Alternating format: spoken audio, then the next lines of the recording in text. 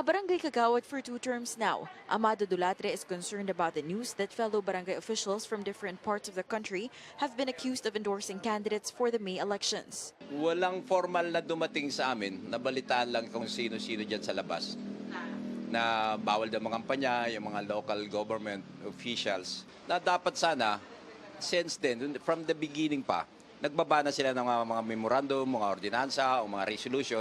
Dulatre says he never engaged in direct campaigning for a preferred candidate to avoid controversies. CNN Philippines tried to get other officials, but they refused to go on record and be identified for fear of straining political allies that may even cost them their barangay funds. And many of them are confused. Are they allowed to campaign for their bets? Interior Undersecretary Epimaco Dinsing even showed complaints against barangay officials on his social media platform. But election lawyers, including senatorial candidate Romulo Macalental, dispute this. Hindi bawal kumampanya ang mga barangay officials. Wala. There is no such law. Ngayon, meron DILG na nagsasalita. May mentioning ko pangalan. Itong Undersecretary Densing.